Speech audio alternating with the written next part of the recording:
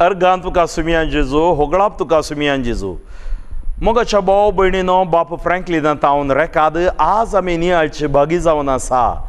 माते वास वांजेल 5 वस्वर वळो 5 सादी बोळी कितली भागी पृथ्वी जातलें तांचें दायज सादी बोळी कितली भागी मोगाच्या भाव भयणीनो साद्या मनशाक मनीस लायक करता सादो घोव सादी बायल सादी आवय सादो बापूय सादी कुटुंबादारां आर सादो याजाक सादी रिलिजियस हें सादेंपण येवचें पळय तें देवातावन तें पवित्रत्मेचें देणें त्या खातीर आमी म्हणटा जेजू बोळ्या आनी कालत्या काळजाच्या जेजू सादो आनी बोळो कालत्या काळजाचो म्हणजे साद्यांक आनी बोळ्यांक कालत्या काळजाच्यांक देव लागीं आसा त्या खातीर आमी सादी जावन जिवंक आसा आमी हांकार दाखोवंक नजो ओडपण दाखोवंक नजो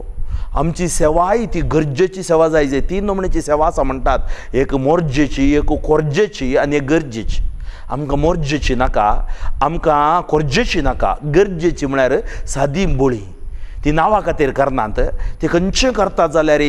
क्रिस्ताच्या मोगान ती करतात त्या खातीर बायबल आमकां सांगता सादी बोळी कितली भागी पृथ्वी तांचें दायज जातली पृथ्वीच तांची दायज जातली वय आमचें दायज कितें आमी मरतना कितें व्हरनाव ही पृथ्वी देवान दिल्ले आमकां आशिर्वाद ह्या पृथ्वीन आमी जियेता दुसऱ्याचो मोग करता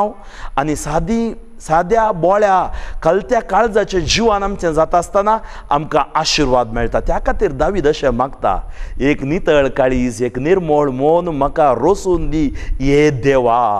आमी तें साज मागया गे हे